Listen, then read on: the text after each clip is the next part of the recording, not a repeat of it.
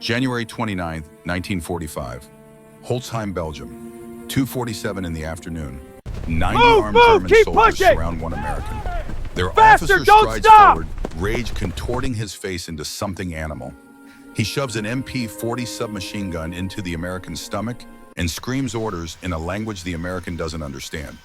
The American is 5'5", 140 pounds soaking wet, narrow shoulders, hands that look too small to hold a weapon. Before the war, he sold hammers and nails at a hardware store in Pennsylvania. His name is Robert Hayes. Everyone calls him Bobby. Bobby looks at the 90 men, looks at his 4 captured soldiers kneeling in the snow with their hands behind their heads, looks at the gun pressed against his ribs, hard enough to bruise, and he starts laughing. Nobody knows exactly what Bobby finds so funny. Maybe it's the absurdity of an officer screaming German at someone who only speaks English. Maybe it's stress fracturing his mind after 3 years of war. Maybe it's something darker, something broken inside him after what he saw at Malmedy. Whatever the reason, Robert Hayes laughs harder. The German officer's face turns purple with rage. Veins bulge in his neck. He screams louder, spittle flying from his lips. Bobby bends over the shoulders, shaking with laughter. Tears stream down his face. 60 seconds from now, 21 Germans will be dead in the snow. The rest will throw down their weapons and surrender for the second time that day. Bobby Hayes will stand in the middle of the carnage, smoke rising from his Thompson submachine gun, surrounded by bodies and blood, and the particular silence that follows violence. But to understand why Bobby laughed, to understand how a store clerk from Depression-era Pennsylvania became the most decorated paratrooper in American history, we need to go back to where it all started. 8 years before Holzheim. Before the war. Before Bobby Hayes learned that killing comes easier than anyone wants to admit. Wilkinsburg, Pennsylvania, 1934. The town sits along the Monongahela River 8 miles east of Pittsburgh. Steel mills line the waterfront, their smokestacks painting the sky gray even on clear days. The Depression has been grinding for 5 years now. Banks have failed. Factories have closed. Men who once had good jobs now stand in bread lines waiting for soup that's more water than food. Bobby Hayes is 18 years old. Every morning, the same routine. Wake at 5. Make oatmeal with milk so watered down you can see through it.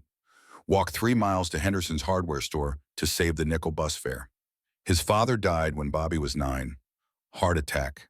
Dropped dead in the mill one Tuesday afternoon and never came home. Bobby's mother took in washing to make ends meet. Her hands cracked and bled from lye soap and hot water. Bobby became the man of the house before he hit puberty. Now at 18, he's been supporting the family for almost a decade. His younger brother Michael is 11, small for his age, always hungry. Their mother saves the good food for Michael, the few eggs they can afford. The slightly less stale bread. Bobby gets oatmeal, 1 bowl, 1 slice of day-old bread, 1 cup of black coffee with no sugar because they can't afford it. He never complains. Every morning, Bobby pulls on his one good shirt, white cotton washed every Sunday, night worn 7 days straight until it's stiff with sweat and grime. The collar is frayed. The left elbow has been darned 3 times, but it's clean. His mother makes sure of that. The walk to Henderson's takes 45 minutes. Bobby's shoes have holes in the soles. He stuffs them with newspaper to keep his feet dry when it rains. Sometimes the newspaper disintegrates and his socks get soaked. Bobby doesn't own a second pair of shoes. Henderson's Hardware is a narrow shop on Penn Avenue. Hammers, nails, saws, paint, the smell of sawdust and machine oil.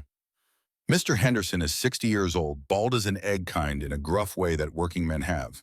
He likes Bobby, hired him in 1932 when Bobby was 16 and desperate. Pays him $8 a week, not much. But in 1934, $8 is the difference between eating and starving. Bobby works the counter, rings up sales, stocks shelves, sweeps floors, keeps the books because he's good with numbers. Mr. Henderson says it all the time. You're good with numbers, son. You could be an accountant someday. Respectable job. Steady pay. Bobby always nods, smiles politely, goes back to stacking boxes of nails.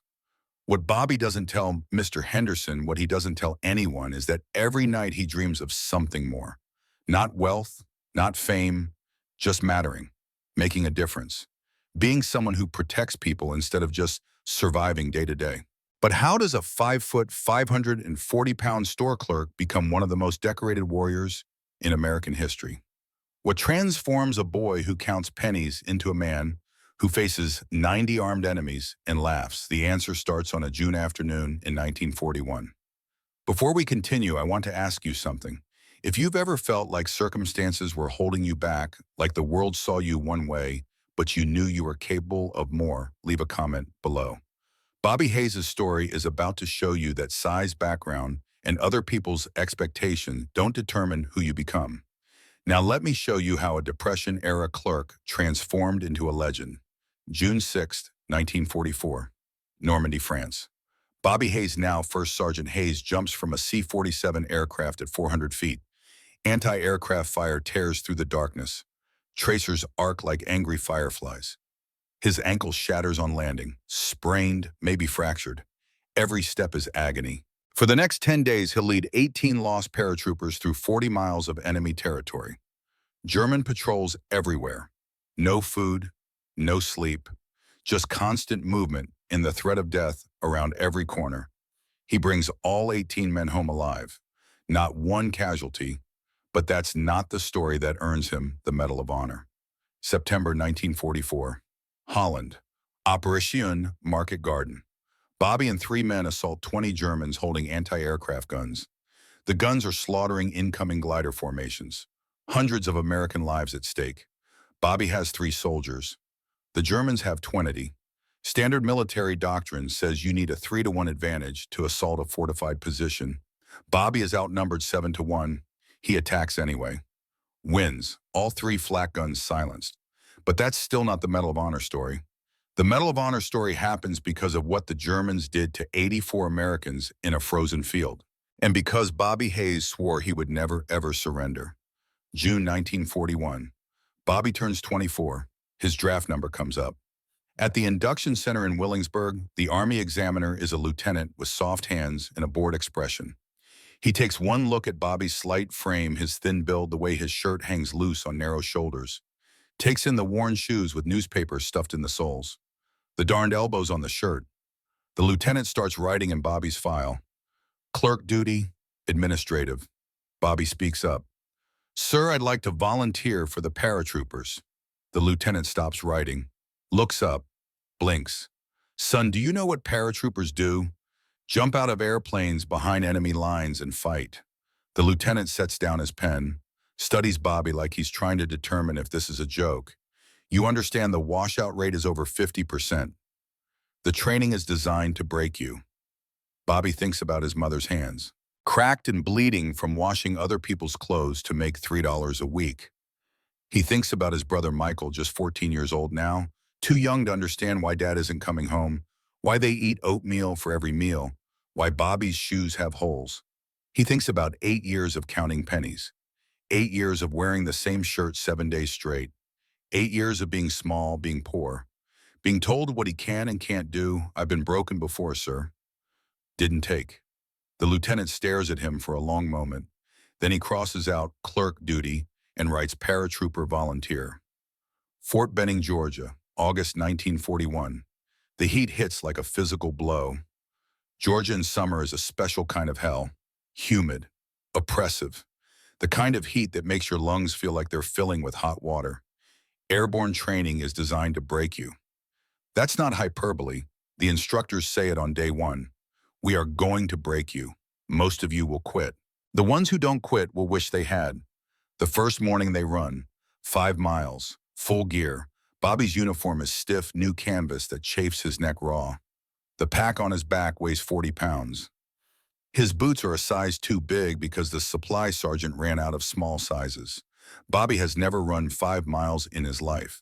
By mile 2, his lungs feel like broken glass. By mile 3, he's tasting blood. By mile 4, the world narrows to a tunnel, just 1 foot in front of the other. Men are falling out, collapsing on the side of the road, vomiting, crying. Bobby keeps running, because if he stops, he goes back to Henderson's Hardware, back to selling hammers, back to not mattering. He finishes the run, dead last, but he finishes. The smell of Fort Benning becomes familiar over the next weeks. Pine trees, red clay dust, sweat, fear.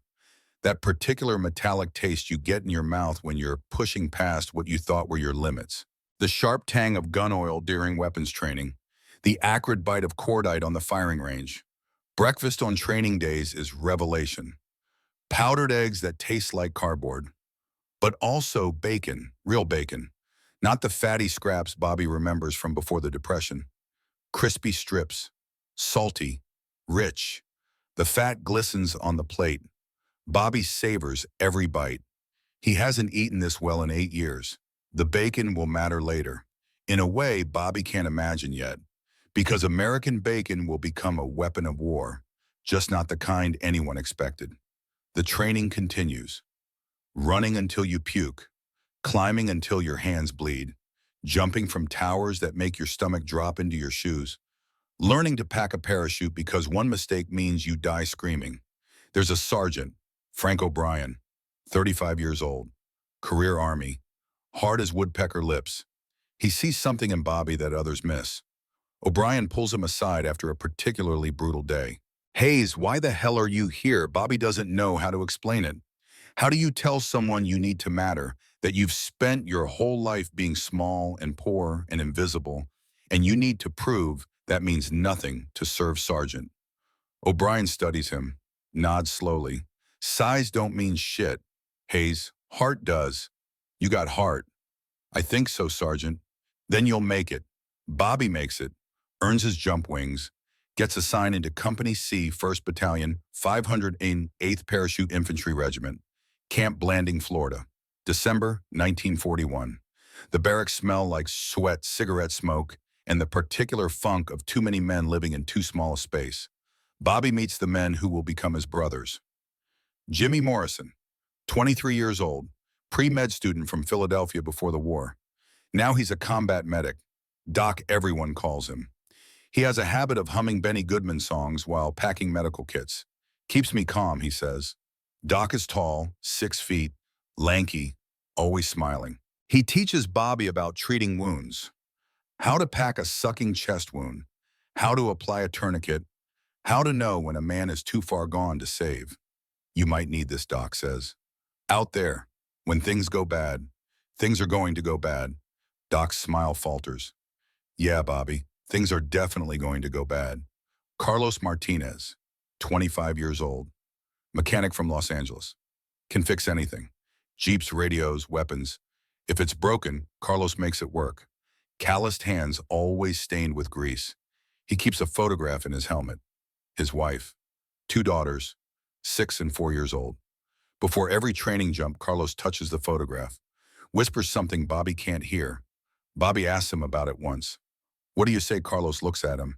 I tell them I'm coming home. Every time I jump, I promise I'm coming home. Will you? Carlos doesn't answer that. Tommy Sullivan, 19 years old, fresh-faced kid from Boston. Still has pimples on his chin. Worships Bobby from the first day. Tommy asks questions constantly. Sarge, you scared, Sarge? You think we'll see action soon, Sarge? How do you stay so calm? Bobby doesn't feel calm. He feels like he's pretending. Like any minute, someone will realize he's just a store clerk from Pennsylvania who has no business jumping out of airplanes. But Tommy looks at him like he's already a hero. So Bobby acts the part. You stay calm by focusing on the mission, kid. One step at a time. Do your job. Trust your training. Tommy nods like Bobby just revealed the secrets of the universe. December 7th, 1941. Sunday evening. The squad is playing poker in the barracks. Bobby has terrible cards. 2 threes and nothing else. But he's bluffing anyway, trying to learn how to lie convincingly, because war is coming and lying might save lives. The radio crackles. A voice cuts through the cigarette smoke and laughter. We interrupt this program with a special bulletin. The Japanese have attacked Pearl Harbor, Hawaii by air. The attack is still in progress. The cards freeze in everyone's hands. The room goes silent except for the radio. Details filter through. Ships burning, men dying, thousands dead or wounded. Tommy Sullivan goes pale. He's 19. Looks 16. That means we're going to war. Real war. Carlos Martinez puts down his cards slowly, pulls out the photograph of his daughters, stares at it, doesn't say anything. Doc Morrison starts humming that Benny Goodman song. Stops. Starts again. His hands are shaking. Bobby looks at these men, his brothers, knows with absolute certainty that some of them won't come home. Statistics say 70% casualties for airborne operations. That means out of the four of them sitting here playing poker, three will probably die. Bobby doesn't know which three, doesn't know if he'll be one of them. What Bobby doesn't know, what none of them know, is that in 29 months in the skies over Normandy, one of these men will die before even hitting the ground. Another will die in Bobby's arms in a frozen forest on Christmas Eve. And the last will break down crying in Bobby's office 15 years later, begging for help because the nightmares won't stop. But first they have to survive the jump. The months blur together. Training, more training, live fire exercises, night jumps. They ship to England in late 1943. The 508th joins the 82nd Airborne Division, the All-Americans, veterans of Sicily and Italy, men who have already jumped into combat, already killed, already watched friends die. Bobby is the new guy, 27 years old, ancient by paratrooper standards. Most of his squad mates are barely 20, but Bobby has something they don't. Maturity, steadiness, the kind of quiet competence that makes men follow you into hell without asking questions. By June 1944, Bobby is a squad leader. June 5th, 1944, England, the briefing room. The smell is unforgettable. Sweat, cigarette smoke, fear. You can smell fear. It has a sour metallic tang that gets into your nostrils and won't leave. The colonel points to a map. Normandy coast. Beaches marked Utah, Omaha, Gold, Juno, Sword. Tomorrow, 0130 hours, you jump behind Utah Beach. Your mission is to secure the causeways and prevent German reinforcements from reaching the coast. Expected casualties are 70%. 70%. Someone in the back of the room laughs, nervous, high-pitched. The laugh dies quickly. Tommy Sullivan turns to Bobby. His voice cracks like a kid going through puberty. Sarge, you think we'll make it? Bobby looks at Tommy, 19 years old, still has pimples on his chin, probably still a virgin. Definitely never killed anyone. Tomorrow he'll jump into darkness over occupied France, and maybe 70% of them will die. Bobby lies. Every one of us is coming home, kid. Tommy wants to believe it. You can see it in his eyes, the desperate need to believe that everything will be okay, that they'll all survive. That war is something that happens to other people. Every one of us, Bobby repeats, and knows he's lying. That night, the army serves them steak, real beef, medium rare, still pink in the middle, mashed potatoes with actual butter, not the margarine they usually get, green beans, apple pie for dessert. It's the condemned man's last meal, and everyone knows it. Bobby cuts his steak. The knife slides through easy. Blood pools on the plate, mixing with the potato. He thinks about Mr. Henderson's hardware store, about his mother's watery oatmeal, about how far he's come from counting pennies in Depression-era Pennsylvania. Tomorrow, Bobby will discover that war doesn't care how far you've come. War only cares about the next 60 seconds. Whether you live or die comes down to decisions made in fractions of heartbeats. But tonight, Bobby eats his steak, savors every bite, because it might be the last good meal he ever has. Around him, his brothers do the same. Doc Morrison eats slowly, humming that Benny Goodman song between bites. Carlos Martinez keeps touching the photograph in his pocket. Tommy Sullivan can barely eat, too nervous. Bobby wants to remember this moment. The four of them, together, alive, brothers. By this time tomorrow, everything will be different. The night stretches long. Bobby tries to sleep. Can't. Lies in his bunk staring at the ceiling, listening to other men breathing, snoring, some of them crying quietly. He thinks about his mother. Wonders if she's asleep back in Pennsylvania. Wonders if she knows tomorrow her son jumps into France. Wonders if he'll ever see her again. He thinks about his brother Michael, 21 now, almost a man. Bobby hopes Michael doesn't have to go to war. Hopes this thing ends before Michael's number comes up. He thinks about Mr. Henderson, the hardware store. That life feels like it belonged to someone else. Like Bobby Hayes, the store clerk, died somewhere along the way. And this new Bobby, this paratrooper, is a different person wearing the same skin. The transformation happened so gradually Bobby didn't notice. But it's complete now. He's not a clerk anymore. He's a warrior, and tomorrow he'll find out what that means. Midnight passes, then 1 in the morning. At 0100 hours, whistles blow. Time to gear up. Bobby climbs out of his bunk. His hands are steady. That surprises him. He thought they'd shake, thought fear would make him tremble. But his hands are rock solid as he pulls on his gear. 60 pounds of equipment.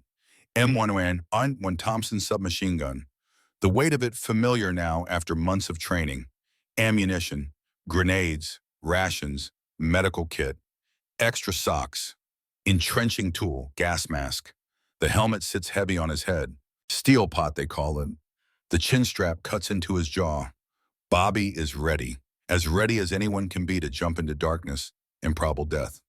They load into trucks, drive through English countryside to the airfield. The C-47s are waiting. Big, ugly birds, reliable, slow, easy targets. Bobby's stick, the line of paratroopers who will jump from his aircraft, loads up. Tommy Sullivan is first. Doc Morrison behind him. Carlos after that. Bobby will jump fourth. The engines roar to life. The aircraft shudders. Taxiing, then takeoff. The ground falls away. They fly in formation. Hundreds of C-47s. Thousands of paratroopers. The largest airborne operation in history. Through the open door, Bobby can see other aircraft. Navigation lights winking in the darkness. They cross the English Channel, below the Black Water, then the French coast, occupied France, enemy territory, and the shooting starts. The C-47 shakes like it's coming apart at the rivets. Bobby stands in the stick, the line of paratroopers waiting to jump. The aircraft is at 400 feet, too low, way too low for a safe jump. Standard jump altitude is 1,200 feet. At that height, if your main chute fails, you have time to deploy your reserve. At 400 feet, if your chute doesn't open, you have maybe 2 seconds to realize you're dead before you hit the ground hard enough to turn your bones to powder. But the pilots can't climb. German anti-aircraft fire is everywhere. The sky is full of tracers. Red, green, white, beautiful and deadly. Like angry fireflies made of burning metal. Bobby can hear fragments pinging off the fuselage. The sound is distinct, sharp, metallic. Each ping means a piece of hot shrapnel just missed killing everyone on board. Through the open door, Bobby watches France approach. Bocage country, hedgerows and fields and small villages.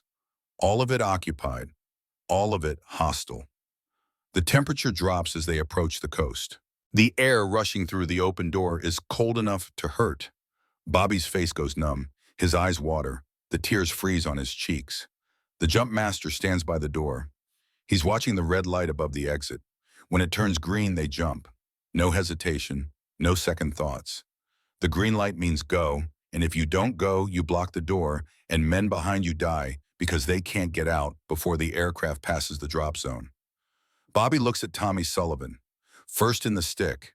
The kid's face is white, not pale, white, like all the blood has drained into his boots. Tommy's hands grip his static line so hard his knuckles are white too. He's shaking, not just nervous trembling, full body shakes. Doc Morrison puts a hand on Tommy's shoulder, leans in close, says something Bobby can't hear over the engine roar. Tommy nods, doesn't look convinced.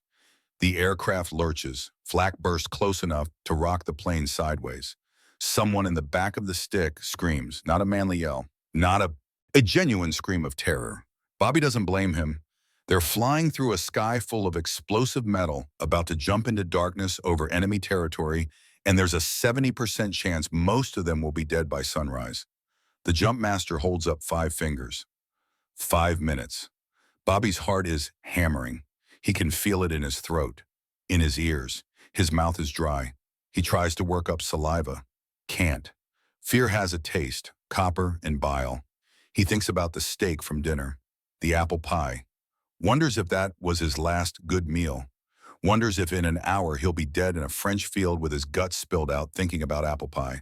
4 fingers, 4 minutes. Tommy Sullivan turns around, looks back at Bobby. His eyes are huge, terrified. Sarge, the kid says. His voice cracks. I don't think I can do this. Bobby forces his face into something like confidence. You can, kid. Just follow your training.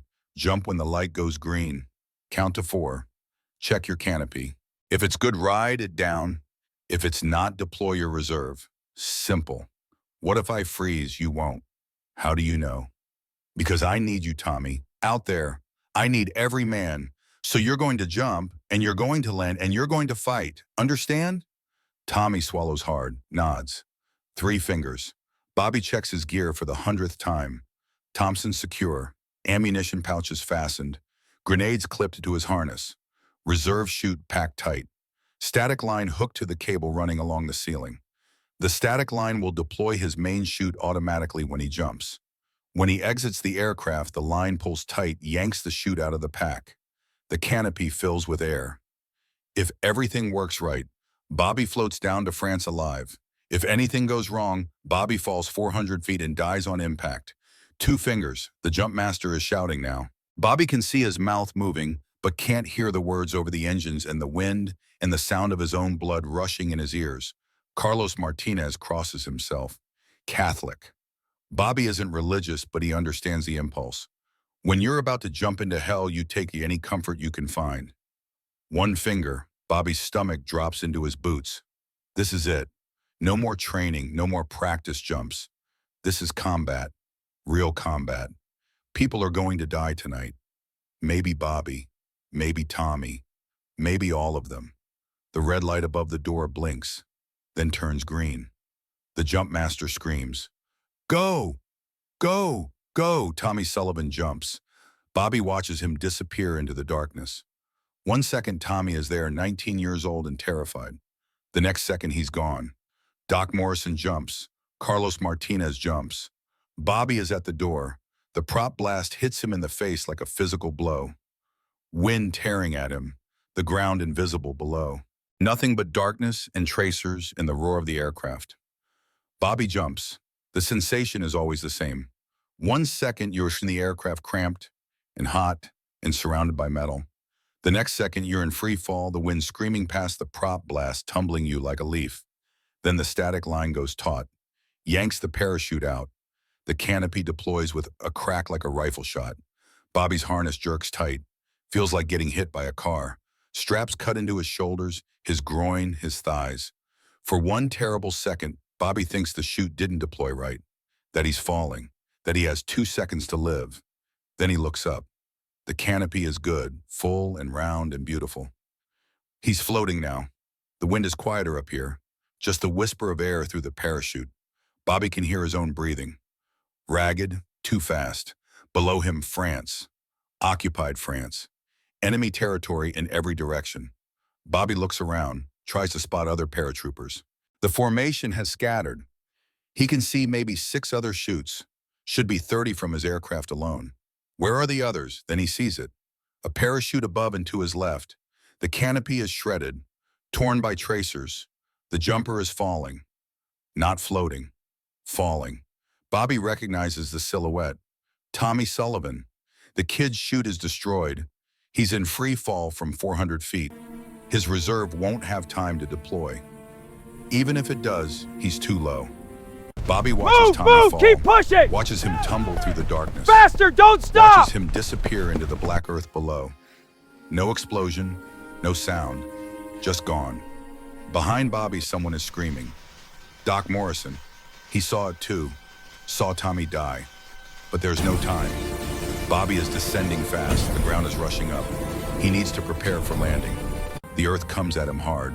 Bobby hits. His right ankle gives way the instant his boots touch dirt. Pain shoots up his leg. White hot. Blinding. The ankle twists at an angle ankles aren't supposed to twist. Bobby goes down, rolls. The parachute drags him. He's being pulled across the ground. Rocks and roots tearing at him. He fumbles for the quick release. Finds it. Pops the harness. The parachute lets go. Bobby lies there in the dark pain, screaming from his ankle, breathing hard. He's alive. Somehow, against all odds, alive. But Tommy Sullivan is dead. 19 years old, never even made it to the ground alive. Bobby forces himself to stand. The ankle is bad, sprained, maybe fractured. Every ounce of weight on it sends fresh agony up his leg. He looks around, fields, hedgerows, No idea where he is. No sign of other paratroopers. He's alone in occupied France in the dark with a broken ankle and Germans everywhere. Bobby gathers his parachute, buries it in a hedgerow. Can't leave it out in the open. Germans patrol these fields. Evidence of a jump will bring them running. He checks his weapon. Still there. Still functional. Loads a magazine, 30 rounds, racks the bolt. Ready to fire. Now what Bobby was supposed to land near Sainte-Mère-Église. Supposed to link up with his company. Secure the causeways leading from Utah Beach. But he has no idea where Sainte-Mère-Église is. Could be a mile away. Could be 40. He picks a direction, starts walking. Every step on the ankle is fresh torture. Bobby grits his teeth, keeps moving. Because stopping means dying out here alone. He finds Tommy's body an hour later. Bobby almost walks past. The darkness is so complete he can barely see 5 feet ahead. But something makes him stop. Look closer at the shape in the grass. Tommy Sullivan lies broken in a field in France. His neck is twisted at an impossible angle. Died on impact. Probably didn't feel anything. Bobby hopes he didn't feel anything. The kid's eyes are open, staring at nothing. Bobby kneels beside him, closes Tommy's eyes with his thumb. The eyelids are still warm. I said everyone was coming home. I lied. Bobby's voice cracks. He hasn't cried since his father's funeral. 15 years ago, but now tears come, hot and sudden and unstoppable. He cries for Tommy, for the kid from Boston who asked too many questions, who looked at Bobby like he was a hero, who believed they'd all make it home. Bobby cries for maybe 2 minutes. Then he stops, forces himself to stop, because crying doesn't bring Tommy back. Crying doesn't win wars. He takes Tommy's dog tags, leaves one, takes one for the family. Then he stands, limps away into the darkness, doesn't look back. Bobby walks for another hour. The ankle is getting worse, swelling. The boot is too tight. He needs to take it off, knows if he does, he'll never get it back on. So he leaves it, keeps walking. He hears voices, German, low and cautious. Bobby freezes, drops into a crouch behind a hedgerow. The pain in his ankle makes him gasp. He clamps a hand over his mouth, forces himself to breathe slowly, quietly. 2 German soldiers walk past, maybe 30 feet away. They're talking. Bobby doesn't understand the words, but the tone is clear. Nervous, cautious, expecting trouble. They're on patrol, looking for paratroopers. Bobby watches them. His weapon is ready, safety off, finger on the trigger. He could kill both of them. Easy, 30 feet, spray them down. They'd be dead before they knew what happened. But gunfire would bring more Germans. Bobby is alone, injured, deep in enemy territory. He can't fight an entire German company. The soldiers move on. Their voices fade. The smell of their cigarettes lingers. Cheap tobacco, different from American cigarettes. Bobby waits. 5 minutes. 10. Making sure they're gone. Making sure no one else is coming. Then he moves. Slow. Careful. Every sound amplified in the darkness. The rustle of his uniform, the creak of his gear, his own breathing too loud in his ears. He walks for another 30 minutes. The sky is starting to lighten, dawn approaching. Bobby needs to find cover before full daylight. Being caught in the open means death. He hears something, American voices, low, urgent. Bobby moves toward the sound, slow, cautious. Could be a German trap, could be Germans who learned English, could be anything. He peers around a hedgerow, sees them, 3 men in American uniforms, paratroopers from the 101st Airborne. Different division, but they're Americans. Friendly. Bobby steps out. The 3 men whirl, weapons up, fingers on triggers. Friendly, Bobby says. 82nd Airborne, 1st Sergeant Company, C-508. The closest soldier lowers his rifle, breathing hard. You scared the shit out of us, Sarge. Sorry. You boys lost. All of us are lost. Drop was a nightmare. We're scattered all over France. Where are you trying to get to? The soldier shrugs. Anywhere with more Americans than Germans. Bobby makes a decision. Stick with me. We'll find our people. Over the next 4 hours, Bobby collects more lost paratroopers. Men from different units, different companies, different regiments, all of them separated from their units, all of them looking for leadership. By sunrise, Bobby has 18 men. Only one of them is from his own company, Carlos Martinez. The reunion happens in a barn. Bobby is checking the building for Germans when he hears a voice. "Bobby, is that you?" Bobby turns. Carlos Martinez is standing there, alive, uninjured, grinning like a fool. They hug, brief, hard. The kind of hug men give when they thought each other was dead. "You make it down okay?" Carlos asks. "Broke my ankle. You?" "Not a scratch. You see Doc Tommy." Bobby's face goes hard. "Tommy didn't make it. Chute got shredded. He fell." Carlos's grin disappears. "Oh God, did he suffer?" Bobby lies. "No, instant. He didn't feel anything." They stand there for a moment, two soldiers in a French barn, one of their brothers dead. The war less than 6 hours old. Doc, Carlos asks. "Haven't seen him." They won't see Doc Morrison for another 3 days. When they finally link up with Company C, Doc will be there. Alive but changed. The humming stopped. The smile gone. Something died in Doc when he watched Tommy fall. But that's 3 days away. Right now, Bobby has 18 men, all lost, all looking to him for orders. Bobby addresses them in that barn. His ankle is screaming. He hasn't slept, hasn't eaten, hasn't had water in 8 hours. But these men need leadership. We're 40 miles from our objective, surrounded by Germans, no food, no support, no idea where friendly forces are. Anyone want to surrender? No one speaks. Good, because I'm getting every one of you home. But it's going to take work. We travel at night, hide during the day. We fight only when we have to. We stay quiet. We stay smart. We survive. Understand 18 voices. Yes, Sergeant. Bobby nods. Then let's move. Let me pause the story here and ask you something. Bobby Hayes just made a promise he doesn't know if he can keep. Have you ever had to lead people through an impossible situation, maybe in war, maybe in business, maybe in your family, where everything depended on you? Share your story in the comments, because what Bobby does next is going to show you what real leadership looks like. Now let me show you 10 days behind enemy lines. 10 days, 40 miles, 18 men. Bobby leads them through German-held territory. They move at night, navigate by compass and stars. Sleep during the day in barns, in ditches, in hedgerows. Food is scarce. They eat what they can find. Raw turnips pulled from fields. Eggs stolen from chicken coops. Once a farmer's wife sees them and instead of screaming leaves out bread and cheese. The French resistance helping where they can. Bobby insists on being point man, first in line, most dangerous position. If they walk into an ambush, the point man dies first. But Bobby won't let anyone else take that risk. His ankle is agony. The swelling is so bad he can see it bulging against his boot leather. Every step feels like someone is driving an ice pick through his bones, but he keeps walking, keeps leading. They fight twice. Both times German patrols stumble onto them. The first fight happens on night 3.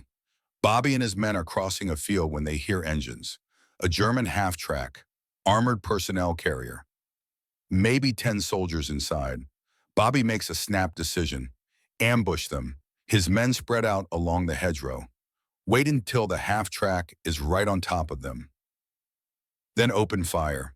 The night explodes with gunfire. Tracers, screaming. The half-track tries to turn, gets bogged in the soft earth. Bobby's men pour fire into it. Grenades burst from Bobby's weapon. M1 rifles cracking. It's over in 90 seconds. 10 Germans dead. No American casualties. Bobby doesn't feel good about it. He feels sick.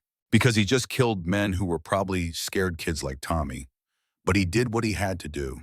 The second fight is worse. Day 6, Bobby's group is hiding in a grove of trees when a German squad walks right into them.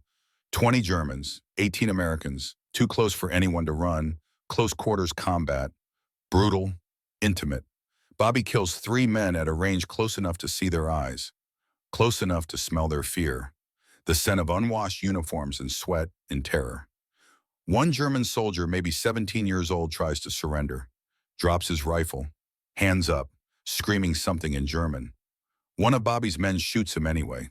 The kid drops, dead before he hits the ground. Bobby turns on the soldier. "We don't shoot prisoners." The soldier, a corporal from the 101st, is breathing hard. adrenaline, fear. He started it, Sarge. I don't care who started it. We're not them. We're better than that. Understand? The corporal nods, but Bobby sees it in his eyes. The war is changing them, making them harder, meaner, more willing to cross lines they wouldn't have crossed a week ago. By day 10, Bobby has led his men to within 5 miles of Allied lines. They can hear the artillery, see the smoke. Almost there. On June 17th, they make contact with the American forces, a patrol from the 4th Infantry Division. The patrol leader, a lieutenant, stares at Bobby's ragged group. Who the hell are you, First Sergeant Hayes, 82nd Airborne? I've got 18 men, all alive, all ready to fight. The lieutenant does a quick count. 18. You kept 18 men alive for 10 days behind enemy lines. Bobby shrugs. Did my job. The lieutenant shakes his head. You did a hell of a lot more than that, Sergeant. Company C is another mile south. Bobby and his men join up with the rest of the 82nd Airborne. The reunion is subdued. Too many missing. Too many dead. Doc Morrison is there. He sees Bobby and his face crumples. He starts crying, just breaks down. Bobby walks over, hugs him. Doc sobs into Bobby's shoulder. I thought you were dead. I watched Tommy fall, and then I couldn't find you, and I thought you were dead too. I'm okay, Doc. I'm okay. But Doc keeps crying because Tommy is gone and nothing will ever be okay again. The awards come later. Silver Star for leadership under fire. Bronze Star for meritorious service. Purple Heart for the ankle injury. Bobby doesn't care about the medals. He cares that he kept his promise. 18 men, all alive, all home. But Tommy Sullivan isn't home. Tommy is in a field in France, 19 years old forever. That night, Bobby dreams of Tommy falling. The dream will repeat for the next 47 years. Sometimes Tommy has wings and can fly. Sometimes he turns into a bird. But he always falls, always dies, and Bobby always watches, unable to help, unable to save him. Bobby wakes up in the dark. The barracks are full of sleeping men, snoring, breathing, alive. Bobby touches the dog tags around his neck, his own tags, and Tommy's tags, carrying the kid with him. I'm sorry, Bobby whispers to the darkness. I'm so sorry, but sorry doesn't bring anyone back. Sorry doesn't win wars. 3 months from now, Bobby will jump into Holland, will assault anti-aircraft guns with 3 men against 20, will earn the Distinguished Service Cross. 5 months from now, he'll watch his best friend die on Christmas Eve in a frozen forest. 6 months from now, he'll face 90 armed Germans and laugh. But all of that is still ahead. Right now, Bobby Hayes is 27 years old. He's killed his first men, lost his first brother, learned that war doesn't care about promises or good intentions. The war is just beginning, and Bobby is already different than the man who jumped out of that C-47. He's harder now, colder, the kind of hard that comes from watching friends die, the kind of cold that comes from killing and knowing you'll have to kill again. Bobby Hayes is becoming a warrior, and warriors pay a price that clerks never have to consider. The price is measured in nightmares and dead friends and the particular kind of emptiness that comes from surviving when better men didn't. But Bobby will pay it because that's what soldiers do. They pay the price. They do they survive. And sometimes, if they're lucky, they get to go home. September 17th, 1944, England, 3 months after D-Day. Bobby Hayes sits in another briefing room. Different base, same smell. Sweat and cigarette smoke and fear, the kind of fear that seeps into the walls and never leaves. The colonel points to a map of Holland. Operation Market Garden, largest airborne assault in history, 35,000 paratroopers, British, American, Polish, all dropping into the Netherlands to capture a series of bridges across the Rhine. If it works, the colonel says we're in Germany by Christmas. The war could be over by New Year. Bobby doesn't believe it. Learn not to believe optimistic briefings. Officers always say the resistance will be light. The drop will be clean. Everything will go according to plan. Nothing ever goes according to plan. Beside him, Doc Morrison is humming that Benny Goodman song. He started humming it again 2 weeks ago. Took him 3 months to find his voice after Tommy died. The humming means Doc is scared but trying to stay calm. Carlos Martinez sits on Bobby's other side. He's touching the photograph in his helmet. Wife and daughters. The girls are bigger now in the new photo, 9 and 7, growing up while their father jumps out of airplanes over Europe. The replacements fill Tommy Sullivan's spot. New kids, 18, 19 years old. Fresh faces that haven't seen combat. They look at Bobby like he's already a legend. Silver Star, Bronze Star, Purple Heart. The sergeant who brought 18 men home from behind enemy lines. Bobby hates the way they look at him. Like he's invincible. Like following him means they'll survive. Tommy Sullivan followed him. Tommy is dead. Expected casualties for Market Garden. The colonel doesn't say, but Bobby can read between the lines. This is going to be bad. That night before the jump, Bobby writes another letter home. Seals it in a waterproof pouch. Just in case. The letter starts the same way the last one did. Dear Ma, if you're reading this, something went wrong, but this time Bobby writes more. Writes about Tommy, about the 18 men he saved, about how the food is good here, better than Depression-era Pennsylvania, how they give him bacon for breakfast. Real bacon, crispy and salty. He writes, I think about your oatmeal sometimes. I think about Dad. I think about Michael. Tell him to take care of you. Tell him I love him. Bobby signs the letter, tucks it into his jacket, hopes his mother never has to read it. But if she does, if something goes wrong tomorrow, Bobby wants her to know he's been eating well, that her boy hasn't been hungry, that the depression is over at least for him. The bacon will save a man's life 18 years from now. Not in combat, in a VA office in Pittsburgh. But Bobby doesn't know that yet. Right now, he just knows he wants his mother to understand he's been taken care of. The C-47 engines roar. Bobby and his squad load up. The jump is daylight this time. Easier to see. Easier to navigate. Also easier for German anti-aircraft gunners to see the targets. The aircraft climbs. Bobby stands in the stick.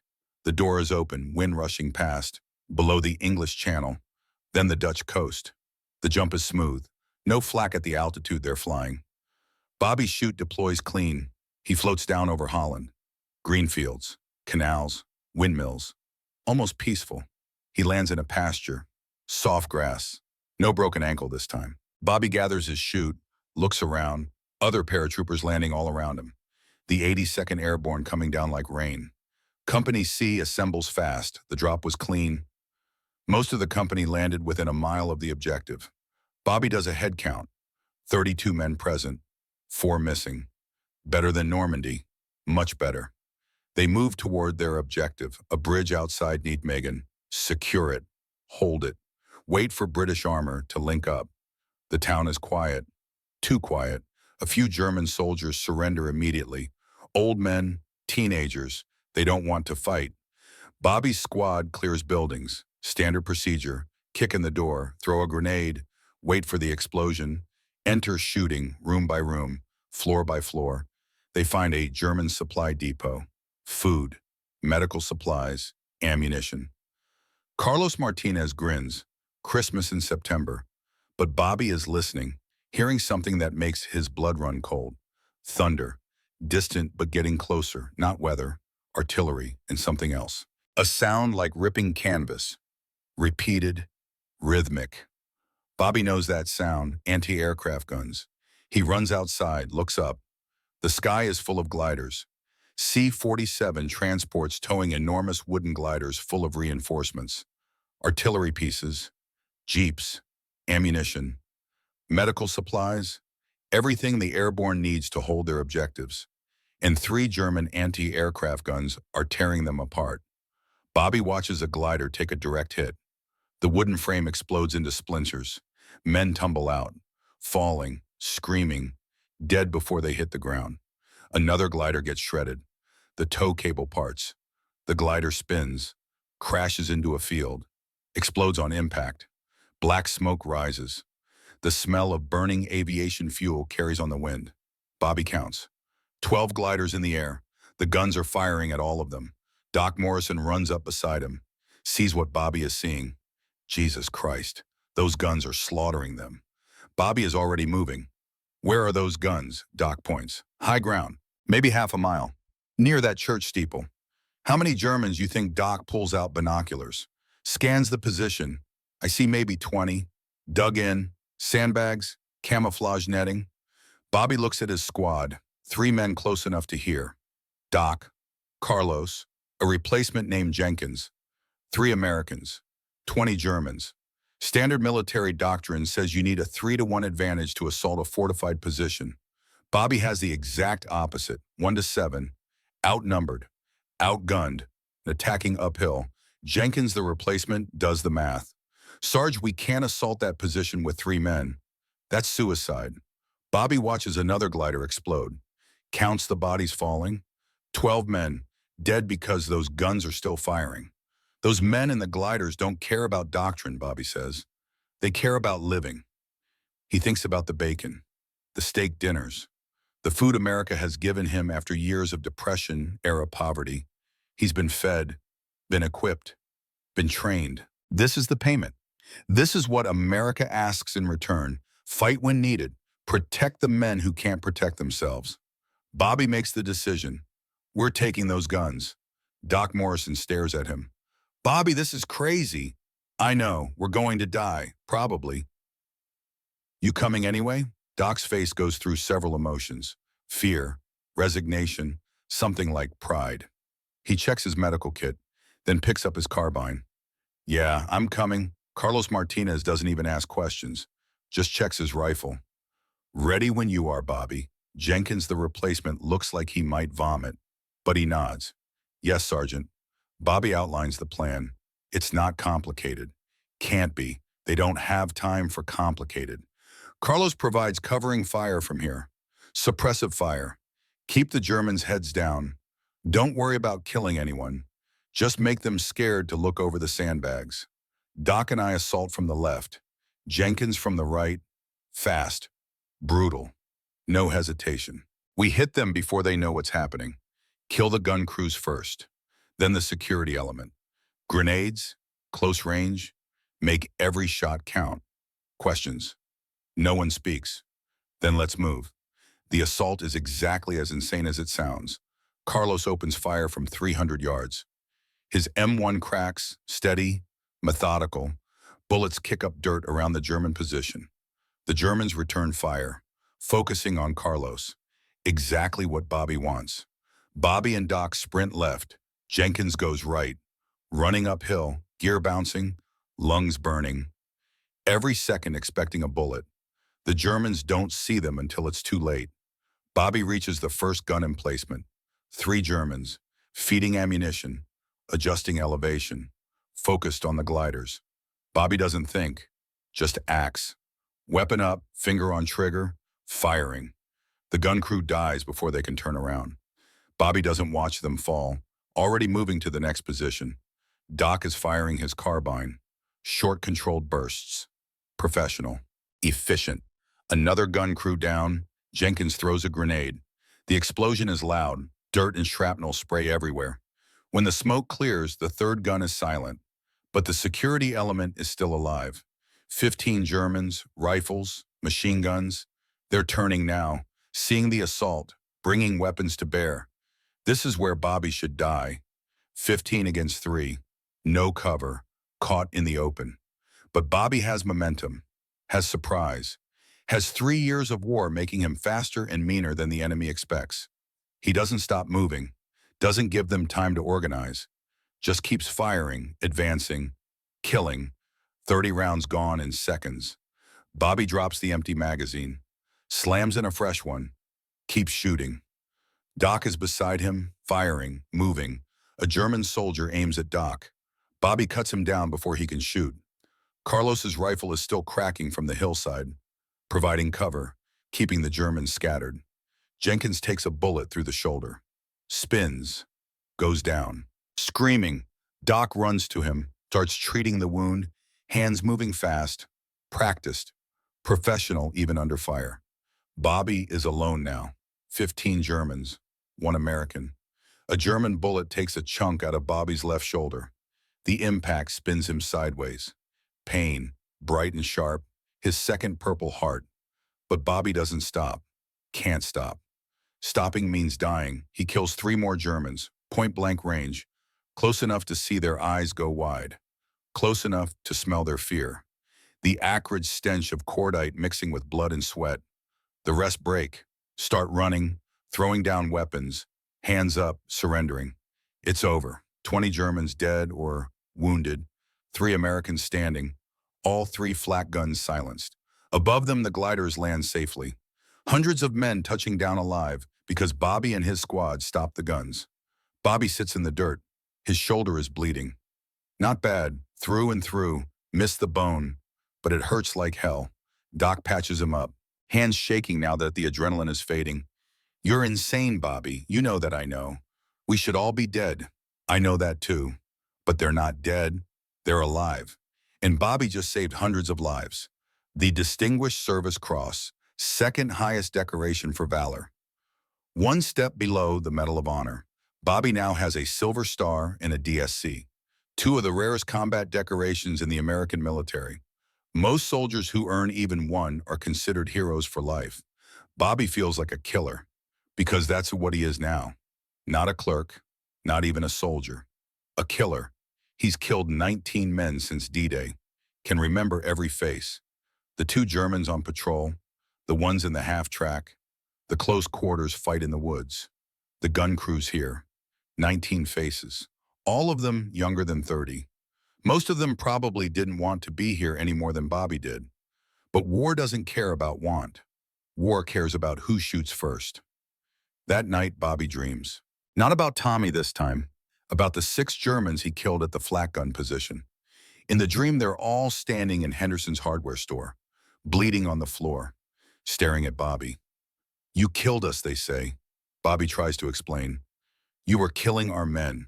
I had to stop you. You became what you fought against. A killer. Bobby wakes up, sweating, shaking. The barracks are dark, men sleeping all around him. Move, keep pushing! Sitting on his bunk, staring. Faster, don't stop! You okay, Bobby asks. Carlos looks at him, voice quiet, hollow. How many you think we've killed? I don't know. I've been counting. I'm at 14. How do you live with that? Bobby doesn't have an answer. Because he doesn't know. You just do, I guess. But that's not true. Bobby doesn't know how to live with it. The faces, the nightmares, the knowledge that he's killed more men than most people even meet in their whole lives. He's 28 years old, most decorated paratrooper in the division, and he feels empty inside, hollowed out. The war continues. October, November. The Allies are pushing toward Germany.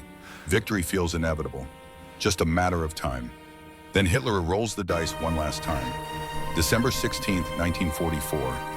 The Ardennes Forest. 3 German armies, 400,000 men, 1,400 tanks. They crash through American lines like an avalanche. The Battle of the Bulge. The largest and bloodiest battle American forces will fight in World War II.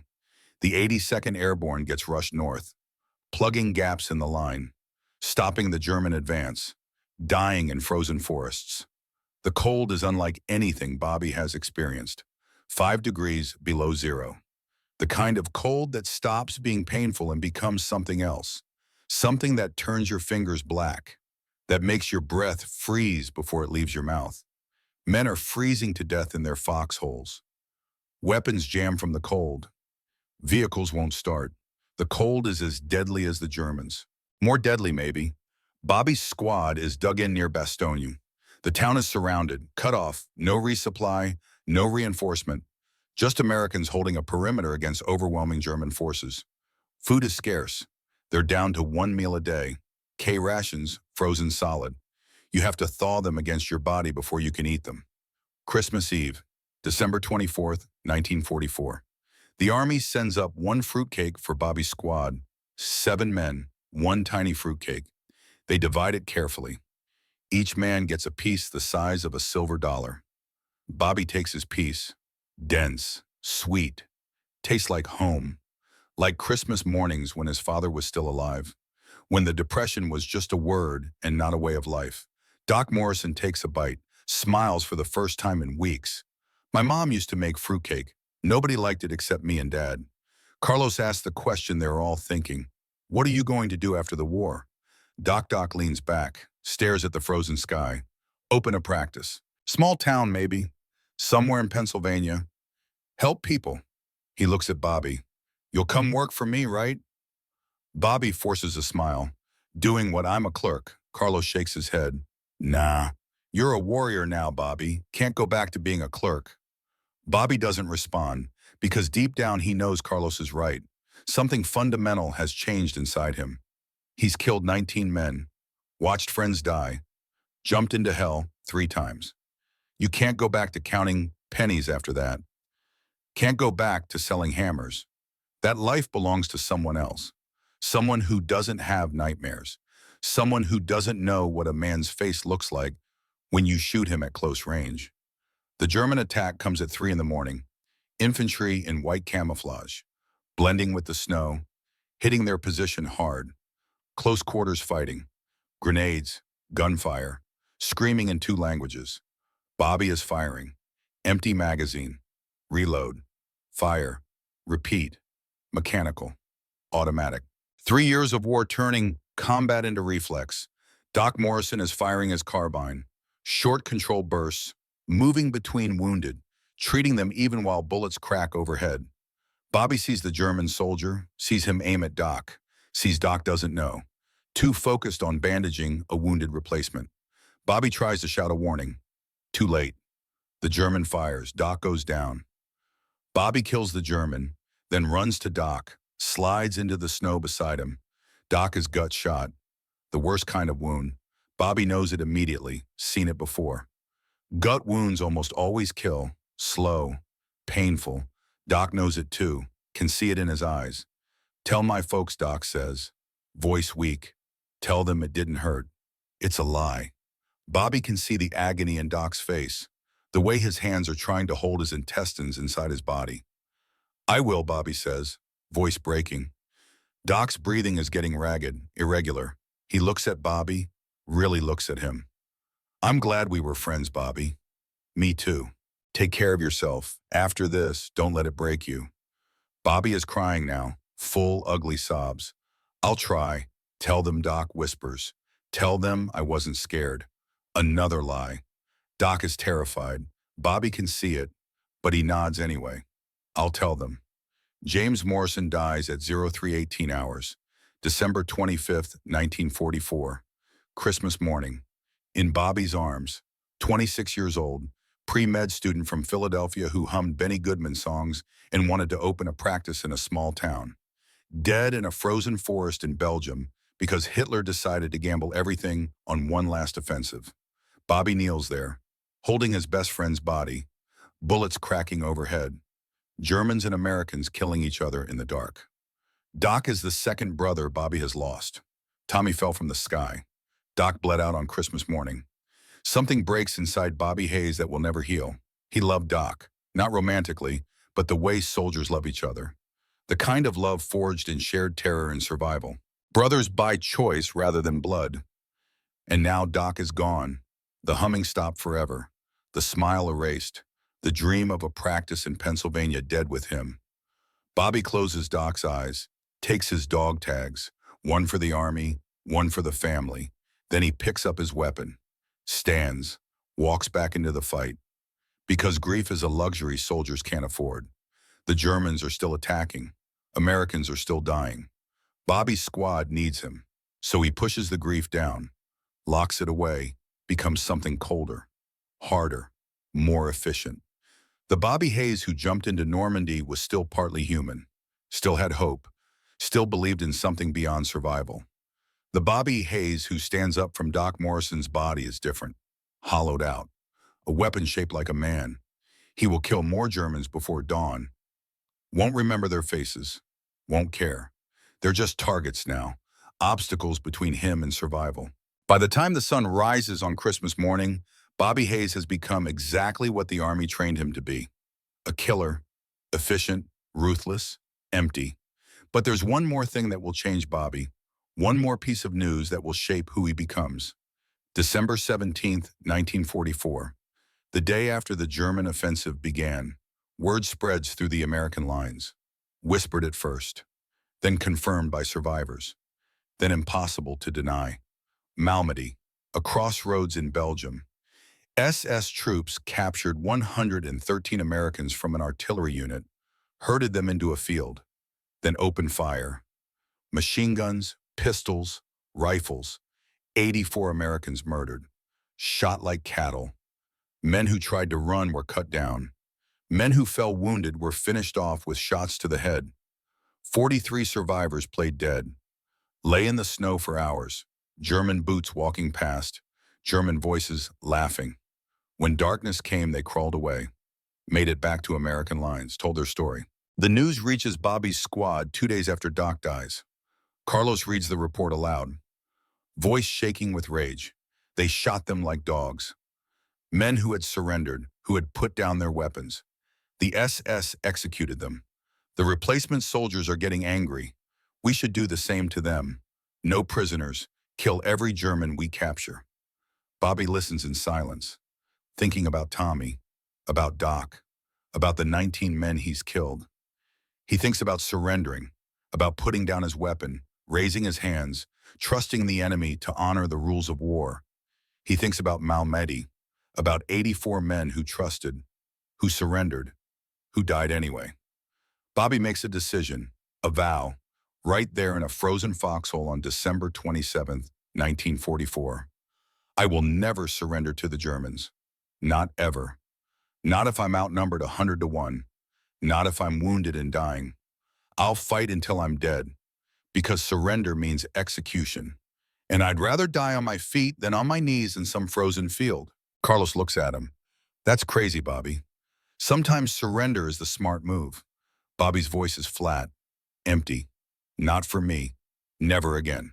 What Malmedy did, what Bobby doesn't realize yet, it has turned him into exactly the kind of soldier who can face 90 armed Germans and laugh. Because when you've already decided you'll never surrender, when you've already accepted death as inevitable, fear loses its power. Bobby Hayes becomes dangerous.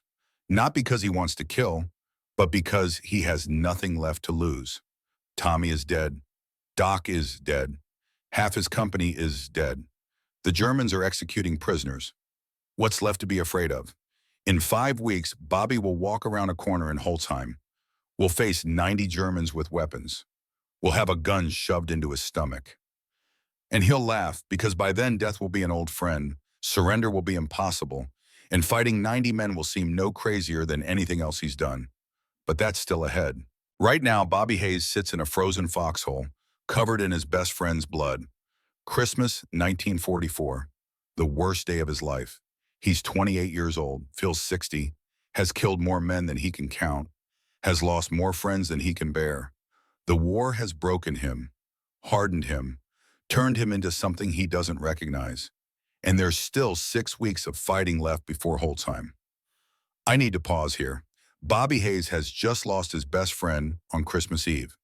If you've served in the military, if you've lost brothers in combat, this moment resonates in a way civilians can't fully understand. Leave a comment if you've experienced this kind of loss. Your stories matter. They honor the men like Doc Morrison who didn't make it home. Now let me show you what happened next.